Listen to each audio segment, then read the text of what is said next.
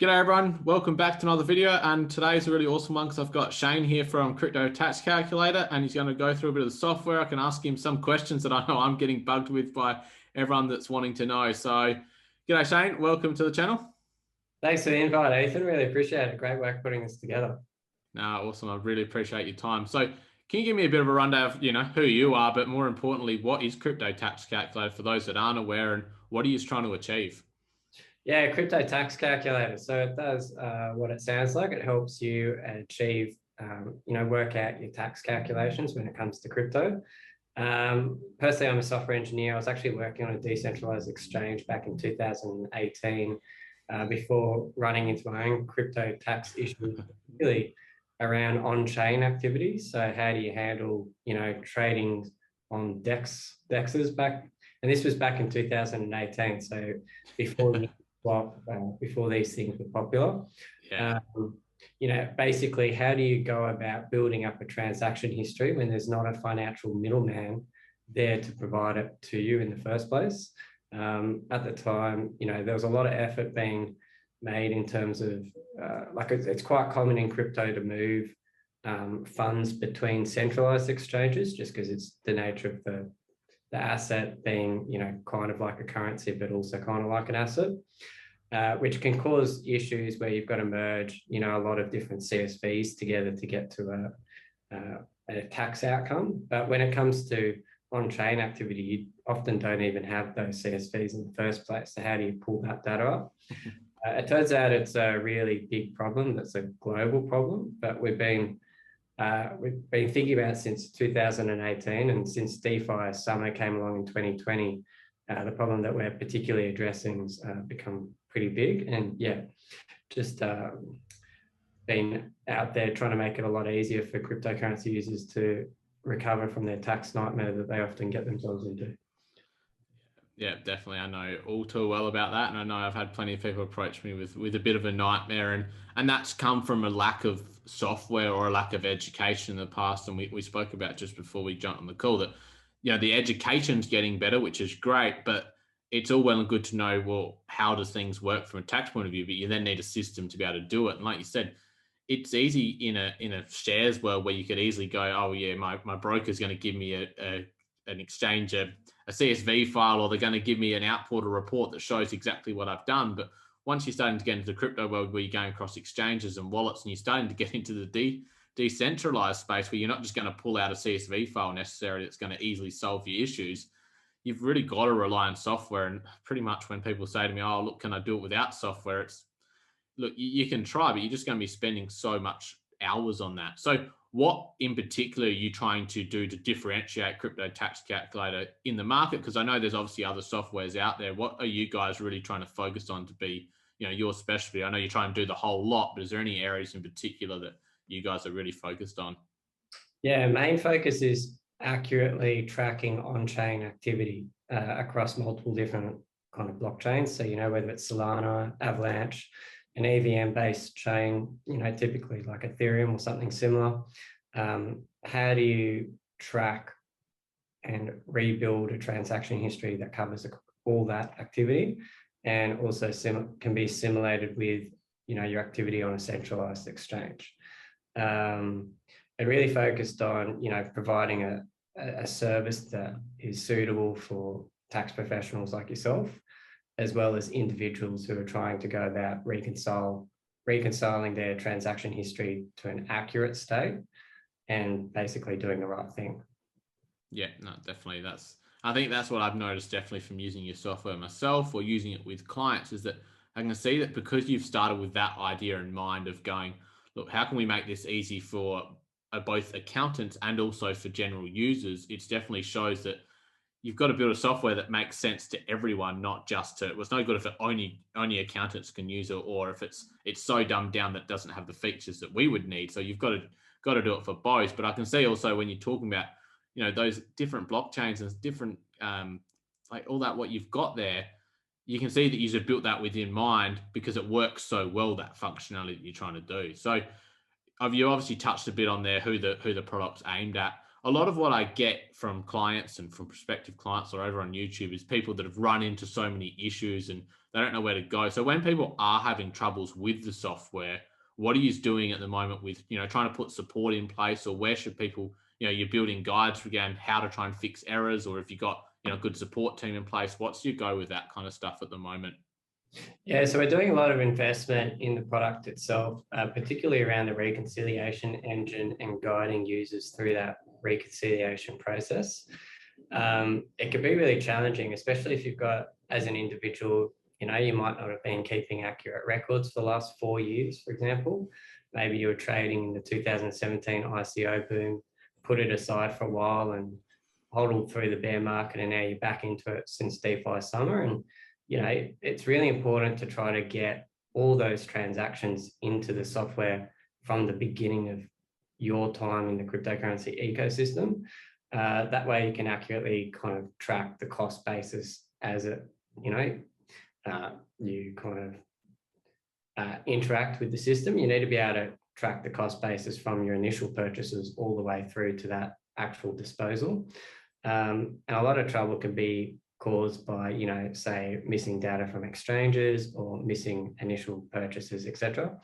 So one thing I always try to suggest is trying to organize, sort your transaction history from oldest to newest, and then go back from the very beginning and make sure that you're capturing the initial purchases, etc., and then working through particularly problematic currencies. What often arises is that, oh, look, there's a missing wallet or a missing exchange, or maybe there's a missing transaction from this exchange because they don't support a transaction history for that particular product, etc. And just going through and troubleshooting it and trying to isolate the issues. That's where, somebody like yourself could be pretty skilled in terms of, having the background to be able to quickly or reasonably quickly do that.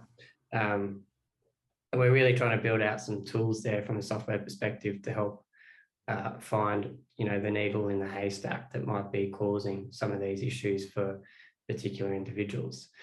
Yeah, I think a really important part of this is also just having the breadth of coverage. Like, that's another major aspect, being really quick to support new kind of blockchains as they emerge, like say Avalanche, Solana, as well as the depth on those blockchains, so, NFTs, that type of thing.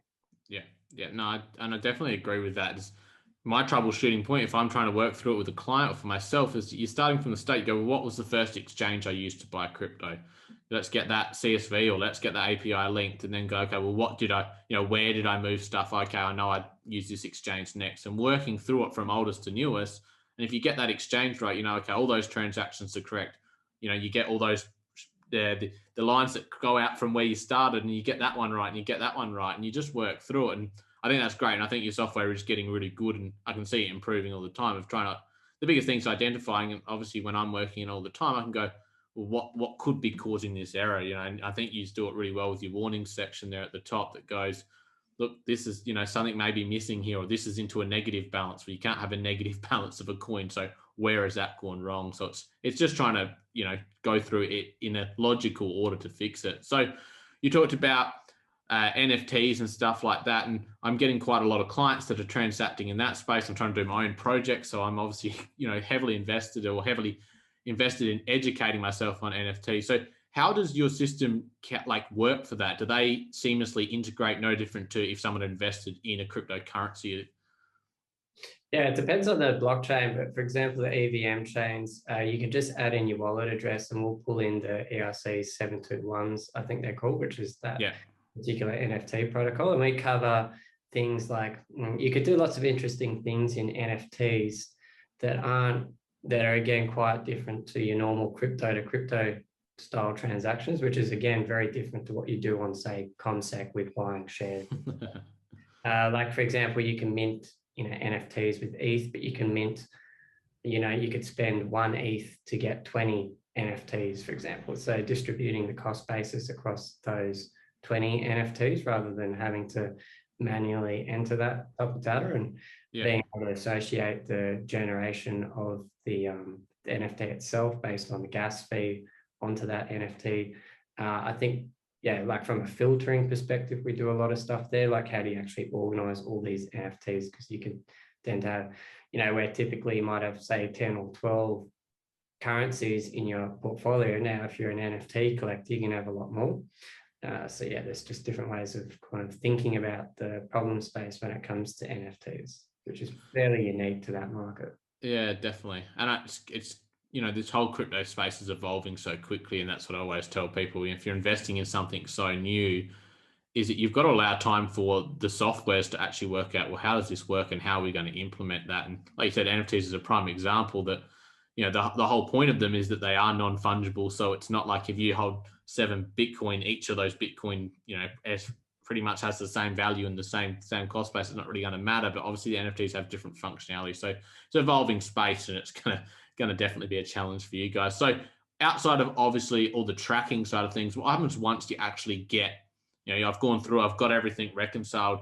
What countries are you supporting? What reporting systems have you got? Have they got options for different, method, first in, first out, all those different things? How do you guys work with all that? Yeah, exactly. So the way that we've structured it, it's very much like a calculator. So yeah, we've got some saying defaults depending on your country, but as you sign up, there's also the settings where you can configure based on the particular categories that you've applied to a transaction, what the tax implications might be. A really good example is, for example, staking rewards in the US. Recently, there's a case about, typically the guidelines has indicated that staking rewards is, classified as income.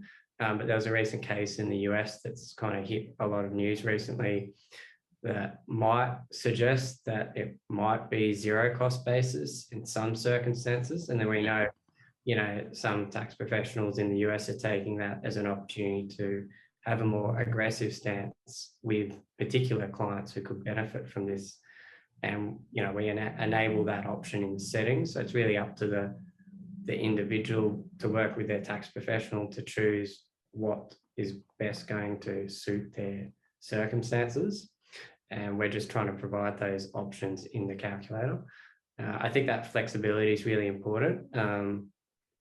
There's a lot of products in the cryptocurrency universe where there isn't really, absolutes at this stage in terms of clear guidelines. It's really up in the air.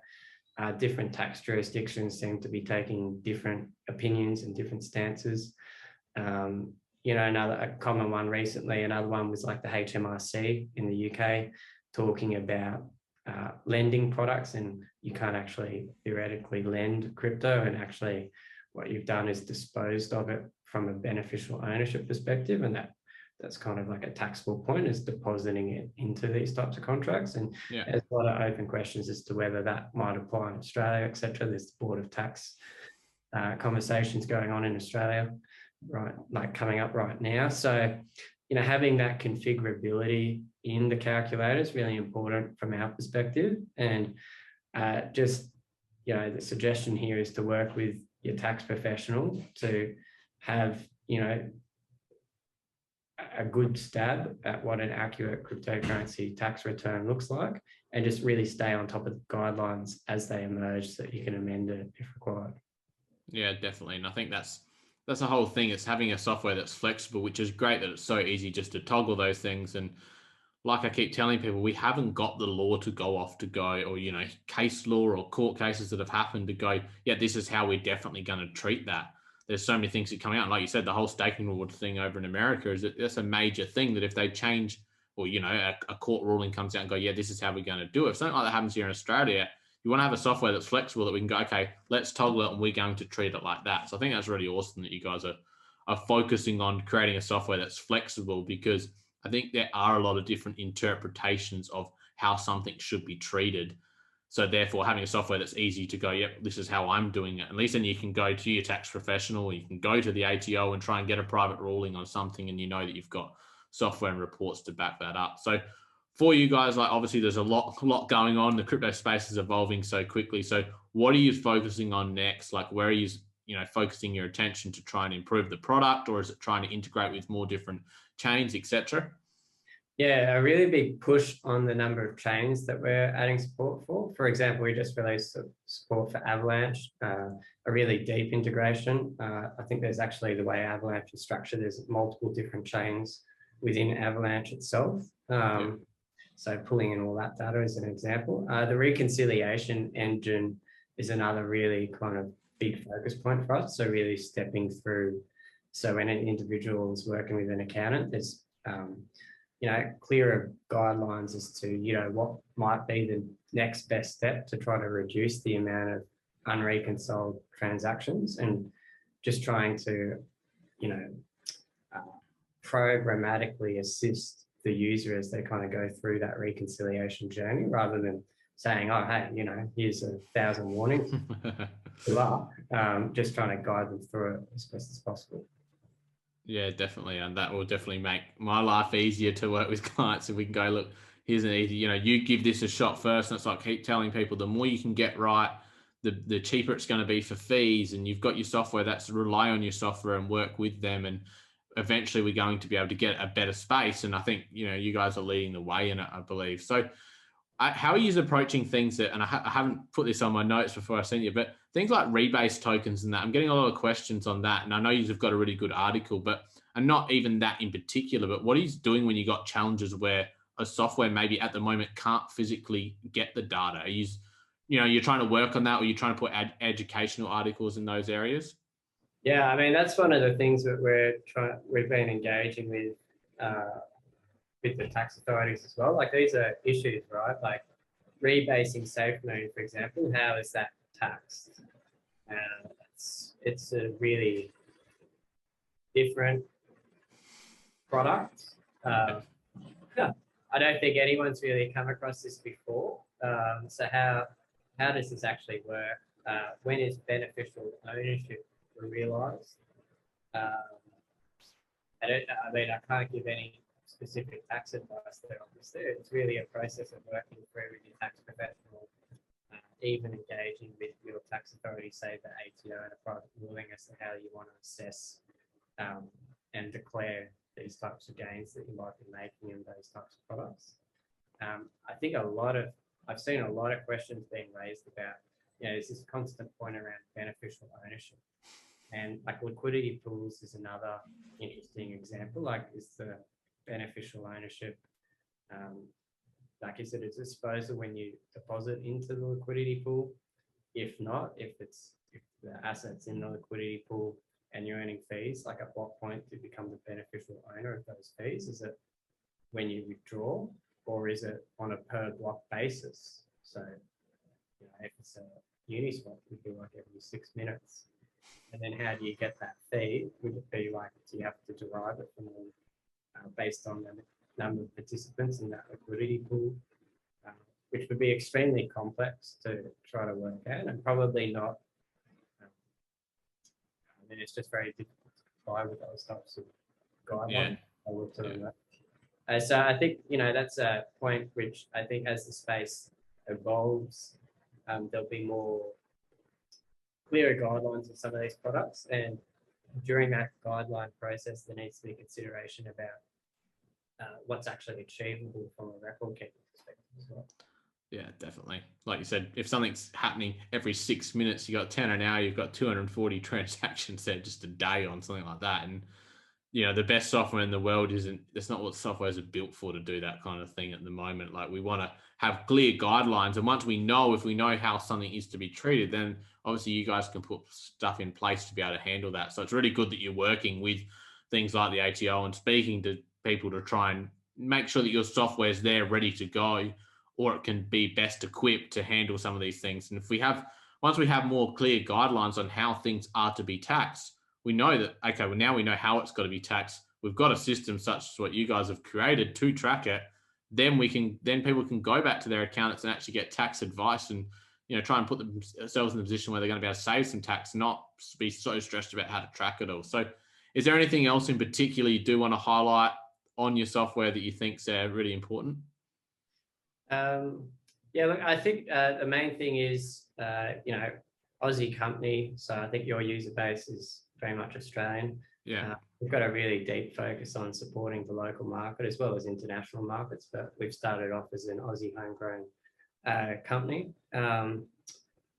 Yeah, we've been really working towards getting to a point where people can reconcile their transaction history easily and accurately, rather than, it's very important to work through those warnings and those reconciliation issues if they do arise, because it can affect your balance significantly, like 10, 20, 30% differences in terms of tax returns. So the other thing is, it might be daunting right now, but the reality is, for most people, it might be 8 or 15 hours worth of work over, say, you've been trading for 4 years.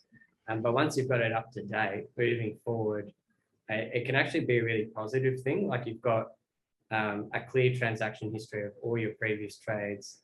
You can clearly see what was a profitable trade, what was a loss. You can forecast future taxes. You can start to understand, future tax implications of your trading activity, rather than kind of going in blind and then, coming back and thinking that you're in a profit at the end of the financial year, but realizing that actually, you should have rearranged your transactions a particular way to minimize your gains or this type of stuff. Like, it can lead to a lot of hindsight lessons. And yeah, just having that clean transaction history record is really important. Not even just from a tax perspective, but also like proof of funds. If you do make significant gains in crypto and you need to cash it out, like, the bank will probably ask, how did you make $500,000 before you use it as a deposit for your home loan? So yeah, just it's easy to put your head in the sand and not want to worry about this until a later date. But the reality is, it's actually better to just on top of this sooner rather than later. Yeah, no, I think that's a really good summary, and it's coming up to that time of the year where I'll sit down with clients and we'll do some tax planning things. And I've had so many people that go, "Oh yeah, I think I've made $100,000, or I think I'm in a loss position overall," and then they put it into a software and it's nowhere near what they thought that where they're at in their head, and they go, "Oh, hang on, no, I've actually made a gain. I'm going to owe tax," or "I'm actually in a loss. Maybe I shouldn't have done that." So keeping on top of it, like you said, it's a bit of a challenge when you go to do it first. And I tell you, it's a hell of a lot easier using a software compared to trying to do it on a spreadsheet. But once you get over that, it can be as simple as going in there once a month, refreshing your APIs, getting them synced up, go, "Yep, I'm all still in balance and I know where I'm at." And like you said, you can use it for investment advice for yourself to go through, look, what did I do well on, what didn't work? It can be used for tax purposes. It can be used for, if you're needing to prove things, whether it's to a bank or whether it's, to some other organization. There's lots of other use cases. So really appreciate your time. And yeah, I definitely would recommend people to go and check out Crypto Tax Calculator. So I've got all those links in the description of the video. So thanks for your time, Shane. Thanks, Ethan. Really appreciate it. All right. Thanks, mate. Talk soon. That's right.